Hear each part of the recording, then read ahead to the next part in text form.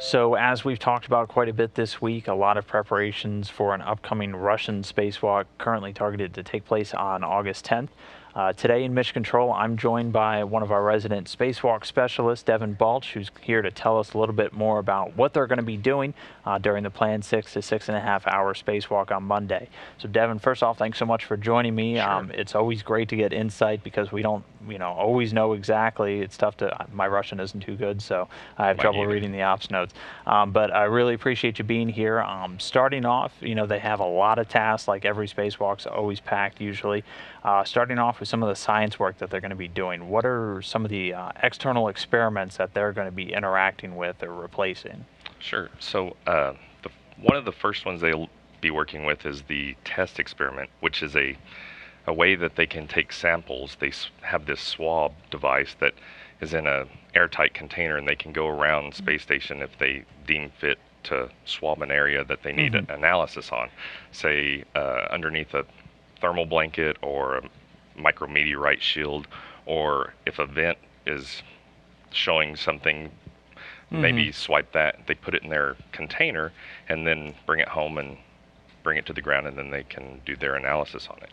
So, and they're going to swipe a radiator and a solar array this time to see if Okay. there's anything deposited on it that shows concern. So, Okay. And there's other experiments. I know there's yes. one that they're going to be photographing and one that they're actually going to be kind of reorienting and working with. That's correct. So the expose R, that's a materials witness test, and it has quite a few different materials on it that it's biological and organic materials, and they've exposed that to space, and they're going to take pictures of this, just analyze those photographs to see how those are reacting to the space environment.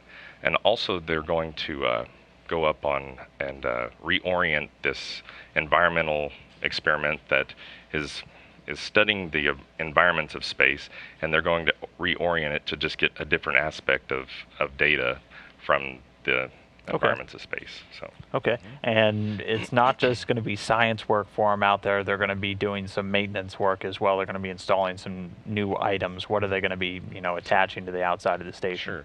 So one of their maintenance tasks is they're going to install some gap spanners, which those are just soft handrails that Okay. create a nicer translation path. Say the first one that they install is going to go around an experiment, and so that takes them around the experiment so they don't come in contact Stop with climbing over it every exactly time. correct. Yeah. And then another one they're going to install that it just gives them a better translation path between two handrails. So gap spanners are used to create translation paths and ease translation paths, I guess. So, and also one of the other tasks, one of the maintenance tasks is that on a previous EVA or spacewalk, they went out and saw that one of the navigation antennas was missing its cover. And so they went and looked at another cover, and the fasteners or screws were coming out. They were backing out. So they built what they call these fastener kits, and they're going to go install these fastener kits on wall, or what they call a wall antenna or navigation antenna 1 through 5, and they just inhibit the fasteners from backing out so they don't lose another cover. Okay. So, yeah. And then one of the things that I had saw that kind of caught my eye was they're actually going to be cleaning one of the windows on the Russian segment. So I mean, what's happening in that space environment that could cause a window to get dirty, and what the heck are they doing to clean? I mean, there's no Windex No out in Windex, no space in Windex, microgravity. right? Yeah. So what happened is we have a lot of visiting vehicles, and all those have rocket engines, and they have an exhaust just like your car. So Oh, it's okay. stirring up particles, and it's collected, and they noticed that that window looked hazy. So they took a test experiment out there and swiped across it and left a big streak across it on a previous EVA or a spacewalk. And so they did the analysis, and they decided we should clean that window and make it like it was when they flew it. So they developed this toolkit that has two swabs in it with handles on it, and the swabs are kind of a type of like terry cloth. Okay. And it's just kind of, they're going to go out there and buff the little porthole window, and then put it in its container and take the next one out and buff that one. And it's kind of like similar to what you would use on your car headlights when they get hazy to clean them. So Gotcha. So, I mean, some of the other Russian cosmonauts put their fingers in the sliding glass door, and now they got to go clean it. that's right. Exactly. Okay, well, and one of the other things you had mentioned earlier was antennas. They're going to be doing some replacement work on one. They're also going to be jettisoning something, aren't they? That's correct. That's always kind of fascinating.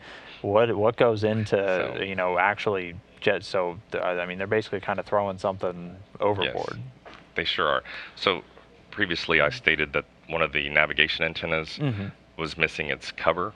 So they're going to replace that antenna. So to get it back into its nominal configuration. Okay. So the antenna is number 6, and they're going to go out, and the antenna is hardwired, so they have to cut the cable off of it.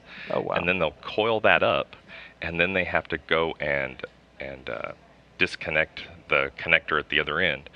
And Gennady will remove the old antenna and place the new antenna that has the hardwired cable on it, and they'll reroute the cable and mate that cable where the old one was. And then they get in position.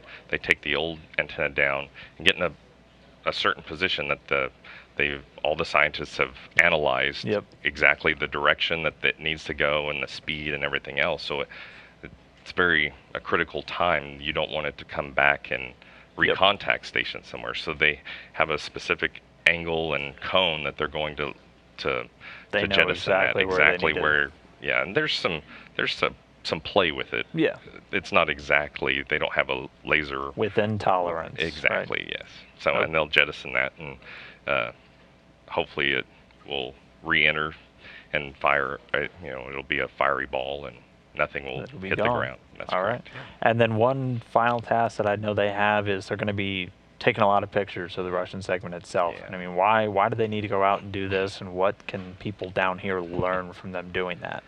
Well, they take pictures pretty much every spacewalk, and so they do extensive analysis on those, and they'll see that some thermal blankets have a discoloration, or shield doesn't look quite right. So they want to go and take a picture, a close-up picture, a high-definition picture of that area. Or they may have indications of an exhaust vent. It's not acting like they think it should, so they may go and take a picture of that or that area. And like I said, they're going to take pictures of the Expose-R experiment, that materials experiment, to see how that's being affected by space. So space is a harsh environment, so there's things out there that we are still learning. So give it a thorough look over and see if anything isn't looking like it's supposed to. It's supposed to, yeah. All right, well, that's a rough preview of everything that they're going to be doing on Monday. Be sure to watch the Spacewalk live. The coverage time at the bottom of your screen, starting at 8:45 a.m. Central Time, 9:45 a.m. Eastern. Devin Balch again, Spacewalk Specialist. Thanks so much for joining me today. Really appreciate the insight. Yes, sir. Thank you.